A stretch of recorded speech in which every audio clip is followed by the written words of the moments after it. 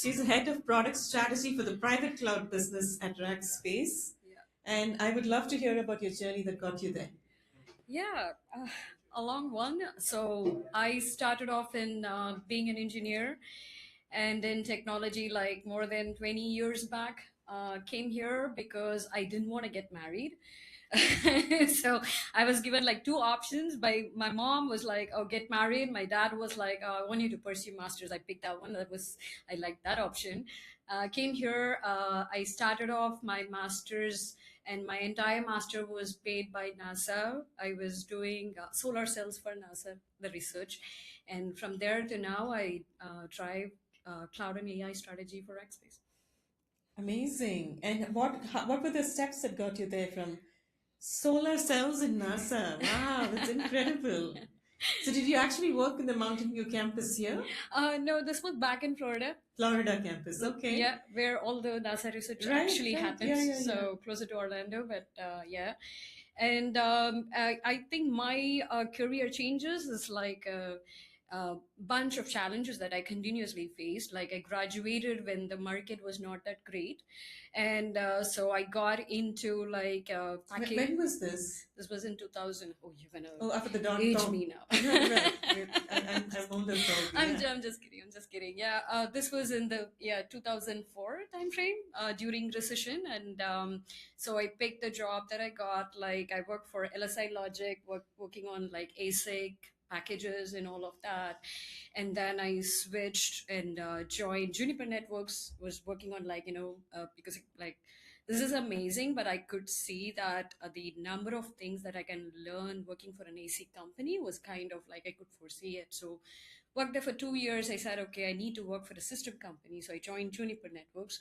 I worked in the core R&D, so I could see like how does the telco market work? How does the data center market work? Because this was like early when people were building data centers, and what kind of products that edge and the access consume and so on. And during that time I realized like okay, I loved what I was doing, and I got to a point where I was like leading R&D for one of the first data center products in the industry. It's amazing, right? And then we were super close to And this was releasing. at Juniper? This was in Juniper, super close to releasing the product, right? It had a visibility all the way to the SVP, and we were like figuring out why one single memory part was failing. And right in the middle of the night, boss comes and tells me like, guys, just stop working. And I thought like, okay, you're kidding, right? Like you want us to take a break, but we are super close because I have a thermal engineer with me, a hardware designer with me, and I was a signal integrity engineer, which means I'm always working on resistance and capacitance and all of that and Amazing. crosstalk and stuff, right? We were literally having a heat gun and blowing hot air on a memory part because just that memory part was failing at a certain temperature, right? And he's like, stop. No, we are not doing that because we have to hold the, all of that, like exact airflow and stuff. And it So your undergrad and grad was in electronics and communication. electrical engineering. Electrical engineering. Yes, Okay. right. And then the project got canceled. I was like, you're kidding. No, it did get canceled, right? So I kind of took it as a personal failure initially, but then a couple of days later I realized like it was not the technology that failed. It was not my failure. It was actually the failure of the strategy, right? So that failure actually helped me figure out, like why I went kind of on an exploration of like, okay, why things are working certain way, why people are working on certain things. And I realized like, okay, I shouldn't be focusing on what is right in front of me. Took like 5 steps back and realized like, okay, it's the strategy, and how do I go and play a part in that. So then I took a conscious decision by talking to like, some 20 or 30 people on what are they doing in their career and stuff. And I'm an extrovert married to an introvert who works with customers all day, and I work with computers all day, and I would go home and like, break his head. So, And so he works with customers and yes, you oh, work. yes. End of the day, he'll be like, please don't talk to me, I'm done. And I'm like, no, I haven't been talking to anybody. I want to talk to somebody, right? So then I realized, like, okay, so I have to do something, like, so I realized, like, I love my tech, but I love people. So I have to switch into product management, right? But it just took 7 years from that realization to move into product management, though, because Valley is not, like it's not easy to switch from a super technical role to a business role. So it took me 7 years and a startup, did dual role, So and was it a then product manager role in a semiconductor company? yes, I moved into another networking company as the single R&D person, and then I was ready to quit and do MBA at Stanford. But it was a startup, and I was working for the VP of engineering and was working with customers. And my VP of product was like, "You are amazing with customers already. Just go to the tier two, wear a product hat, and sell the And you product." did, And yeah. I did. So I did both roles. Yeah. Yeah. And now you're still in product, I'm doing product I'm still in strategy. product. I'm in product strategy. So I call Rackspace as a 25-year-old startup. So I work along with the CPTO, and I joined as his chief of staff. But then I kind of wear like multiple hats. So I run the strategy and research, but I'm working and overlooking like $1 billion business. Like, what are my mainline product? What is my product which needs to grow? And recently I've been working quite heavily on like what should be the AI strategy for the private cloud business. So What is the private cloud business? it's interesting, like sitting here and listening to all the topics since morning, right? Like we are so ahead in terms of AI models and the products that are being built, being in the valley. But when I say private cloud, my customers are that oil and gas that you were talking Right. about, the banking you were talking about, and the healthcare and all of that, right? And most of these customers, if they are not in the Fortune 10 space, they are nowhere close to investing or looking into AI, right? They are not even into cloud, and there are a lot of customers who are repatriating from cloud.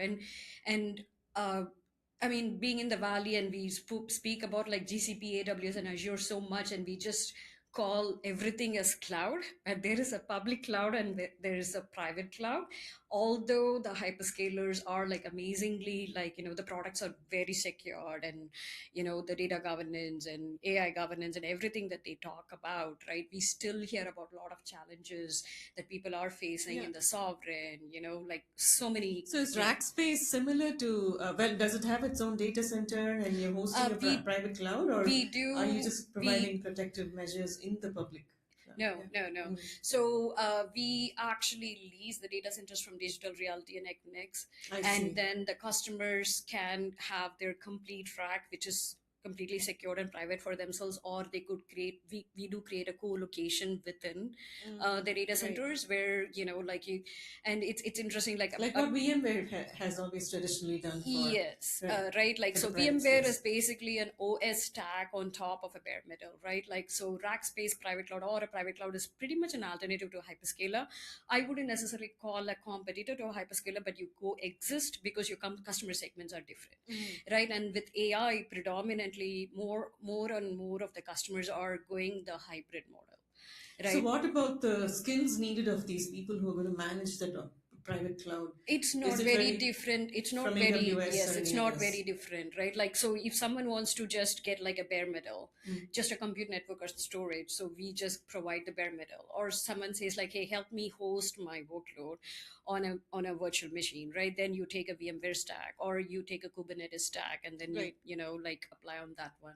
And then when we say private AI, it's basically GPUs, Right. like, and then you partner with Nvidia or AMD, and then like you have a validated stack on a Dell server or an HP server, so So but on. So where does AI come in on this?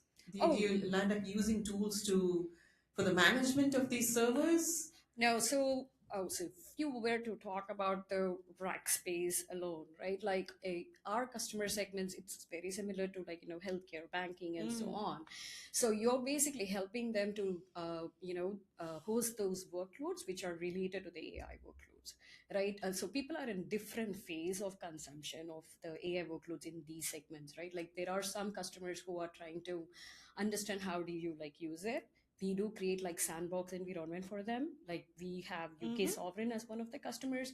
So their UK sovereign, the way it works is like police is UK sovereign, right? It's all government entities, right? Mm-hmm. Like your banking or your healthcare, everything in UK is all tied to this sovereign government, right? So they all want to get into AI, but they are like, I don't want to do it. Either they're worried about the amount of money because of all the buzz they keep hearing, or like the security piece, right? So then we help them create a sandbox environment where they could pick the workloads they can put into the sandbox and experiment which one they could actually, or what AI can enable them to do, and then you go into production. And then So you have in the sandbox environment, you've given them a bunch of AI tools to play with. Or they can go and pick and choose what they like off the yes. web and use it. Yes, it could be, right? Like, it's basically like the LLMs, and then you're going to fine tune, and then you create your own SLMs as well. But there's So, no, you're not offering any governance or any extra measures of security for them. we security is a horizontal actually when it comes to infrastructure. So we do have, like, we do have partnership with FI, Palo Alto, Rubrik, and all of them, right? And with Rubrik, we actually have it's a very cyber vault solution. We have it all published on the net. Like, it's a combined.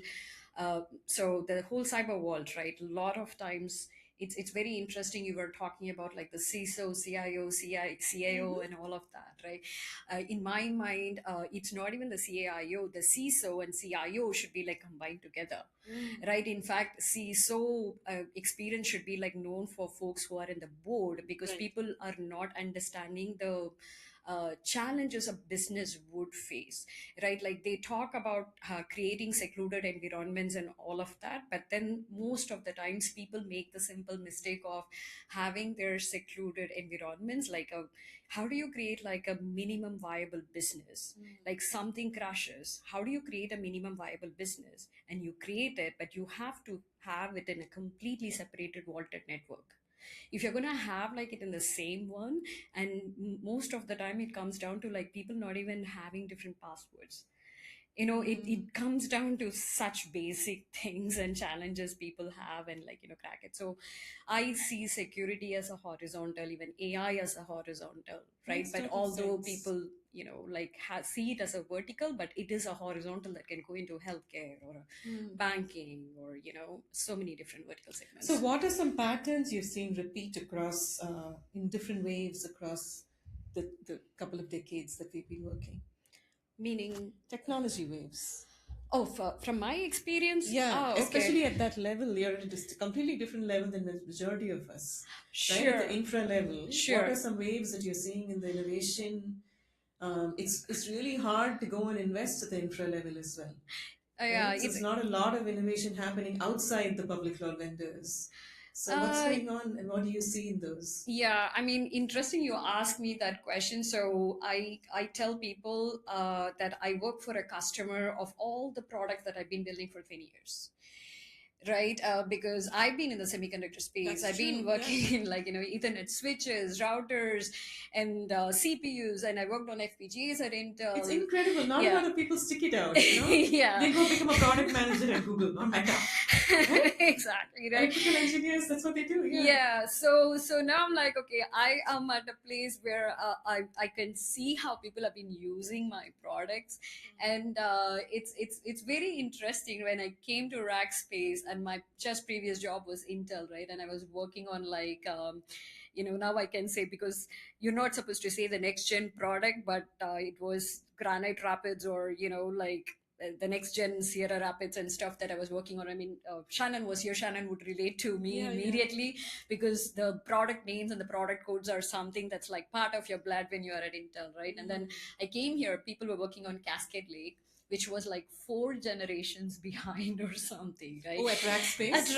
It's Rackspace's customers, basically, right? So I Oh. have visibility to the enterprise customers who are actually using all of the products. So So when you is it just that they are averse to the change and they risk averse, so they're slow in adopting new yes and technologies? yes and no. Oftentimes, like, especially for us, like as a product manager, right? You're always looking at like, what's my roadmap? Mm. You know what I'm going to do like in the next 5 years, and then you work in the silicon side. You're like, okay, I can squeeze in so many cores internally, my power is going to be better, my cooling is better, my processing frequency is better and stuff. And then you go to an enterprise customer like, I don't care. Yeah, no, I've seen that as well. When I Like, worked at companies like Oracle, like yeah, Viva, like selling to pharmaceuticals, yeah, they are just like paranoid about innovation and yes, change, so they'd rather be yeah, laggards. there are like, They're we just actually, laggards, yeah. we do call the private cloud customers as industry laggards. We do Mm. say that it is that. With healthcare and some of these customers, they do not want to change their infra because it does get expensive. And it is not just that they have to like, bring down a lot of stuff. When they have to like move from like one product line to the other, it takes a lot of time and effort for them to do it as well. But also at the same time, when you ask me like, what does responsible AI mean to you, right? Like, I believe that a lot of the workloads that people are talking about. I mean, I had to present at NVIDIA GTC recently, right? And I presented in a healthcare customer. So right after a pick, everyone was talking about inferencing, and here I was standing there presenting in healthcare inferencing that we had done. People are like, "So how many GPUs did you use?" Like, 3. Like, that's it? I'm like, yeah, because I'm talking about business outcomes here, which is like multiplication factor of how it has benefited that particular customer, which does not really need that infra, right? So when tying back to that responsibility, I think for me it is like, people are having challenges with like data centers taking up all of the space, power, the residents are complaining, the cooling is becoming a challenge. Now we are looking at launching data centers in space. I'm like, go to the fundamentals. Yes, you guys are all talking about workloads, applications, like all of that. But truly, many of your challenges can be addressed using a CPU, because a lot of the CPUs have accelerators built in. So that was my work. One of my jobs at Intel was to create new business models for the accelerators that we were putting in, right? Like how you're going to handle the data. Like there is compressed data, there is like, lossy data versus a lossless data, how the data gets handled on a live YouTube streaming versus a Netflix, how the video gets streamed. All of that is like so different. So that's responsible AI for me. A lot is getting lost in translation between a CPU or like a component level CPU GPU versus like a system level versus like a rack level versus the software stack level, and now the whole SLM and so on. And he was asking about like the usage based model, right? Like the other biggest challenge, and people are going to experience it more and more. More they're going to use the models for their application. um, Shannon would have said that like the cost is going to go so high up, right? Like as an enterprise, how do you even look at AI? Everybody is getting like so worried. The boards are like, you're not talking enough about AI, go do something about it. Like, so where do you even start, right? Like I would see AI for an enterprise in two different ways. AI for your internal consumption, like which would be the efficiency part, right? Like what our friend from sprouts.ai showed, right? So that is efficiency. I don't see that as an efficiency all alone. I see that as an efficiency and also a lead gen mechanism which is tied to the revenue, right? So that is two different things, right? And then the efficiency part is where everybody is scared, like, oh, my job is going to be taken. I'm like, not completely. Like I mean, I'm going to talk to Karan on the Sprouts. I'm going to introduce him internally. Like, Thank you for that. yeah, Yes. yeah. So it's actually going to benefit us because we bombard like thousands of emails, right? And everybody gets like thousands of emails, and we're always looking at like, how do I connect and how do I make sure that I'm reaching the eyes of that right person to get things done, right? So that is the efficiency part. I don't think our marketing team or my lead gen team is going to be unhappy of losing their job. They're going to be even happy, It depends on right? how it's positioned, but E- also if it augments their work and if exactly. they get more effective. But I certainly think some of the work is getting replaced in marketing. Yeah. Yes, yes, it is. So there is a job and there is a tool. Yeah. I see AI as a tool. I don't think the jobs are going to be But taken I think away. Sprouts would replace the job of a sales development rep. Yes and no. maybe the numbers, yes, but not 100%. Right. Yeah. Right? Because a lot of the enterprises are still extremely inefficient. Right? You're going to increase the efficiency of it, but a tool alone cannot increase that efficiency. Right. Right? Like you still need the people who understand the particular systems and also the customer segment and how do you target it. Right? Like private cloud, for example, it's people understand it a little bit more right now, but before it was like, okay, or it has so many different names, right? So I kind of see AI as like the efficiency part of an enterprise and also the revenue generating part. I don't think people are yet there in the revenue generation part, meaning like, okay, Yeah. how do you induce AI into your product so it generates the revenue? Me using a bunch of copilots is can say that I'm adopting AI, but it's Exceeding. not Yeah. really It's efficiency for sure. yeah, it's not really generating revenue, right? I don't think many of the enterprises are there yet, and that's where the AI customization comes in, small language models comes in, all of that, right? It's specific to that particular application and so on. So I'm going to go off script a bit here, and if you don't want to talk Sure. about it, let me know. We can Sure. edit it out. Yeah. But what's your how comfortable are you with satellite networks? With all the space that's happening, there's a ton of companies that I landed I know. See evaluating, that, right? so that is the thing, right? Like, yeah.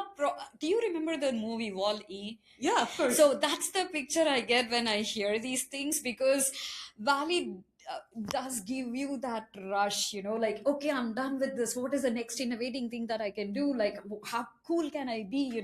It's a lot of those. And then I talk to all my customer segments who are like in the different parts of the world or different industries of the world, right? But actually those are the ones that need to adopt AI for us to really feel the difference.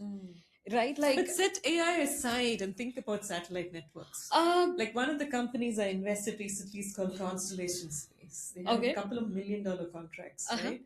They're building the autonomous infrastructure layer for the next generation of space networking. As satellite constellations rapidly scale from hundreds of nodes to tens of thousands, Uh-huh. traditional ground-based orchestration fundamentally breaks down. And Concentration OS bridges this gap by providing zero-intervention network handoffs, predictive thermal load balancing, sub-second optimal routing. And the team is from SpaceX, Blue Origin, NASA, oversubscribed round.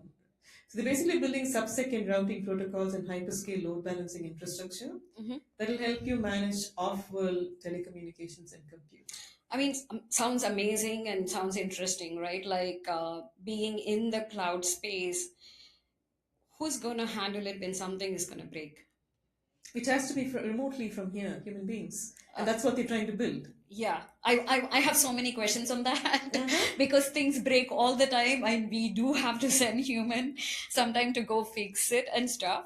My immediate question is like, do we need it? That's the responsible side of me, having worked in infra for 20 years, comes, I guess, jumps out. But I think it's the scale at which you operate, right? Previously, we didn't have a ton of satellites, but now the number of satellites is growing exponentially, and we need to manage it. And how do we do it? We have to do it remotely because humans can't live in space just yet. True, but yeah, right. Okay. And I think you have everything it takes for you to go work in space tech, honestly, right? And all the infrastructure layers, because everything has to be built bottom up at this point. Yeah, I mean, you can't be thinking about sprouts in space. It's the True. infrastructure layers. It sounds exciting and interesting and stuff, but I don't know. There is like so much potential for things to be done on the earth. I would say, like this whole AI wave is gonna like make things worse for it to like get better, right? So I mean, for me, the full success of AI is when I get 3 days work week. That would be a dream, right? Like, but instead what's happening is like, oh, AI is making everything efficient, so rather than doing five we things, need to go into robotics, like I was I talking mean, about previously. exactly, right? I would love the lambs folding my laundry. I'm like, who is doing that? But how do you measure error? And what if the lamb mistook your baby for a piece of laundry? I'm not going to invest in that thing. I don't know. I mean, it could injure some human being. Investing in like data centers in space versus like folding laundry, I will take that one. Well, It would save I would so many probably. hours of my time, and you probably would get more women to like come and talk and build startups, right? So seriously.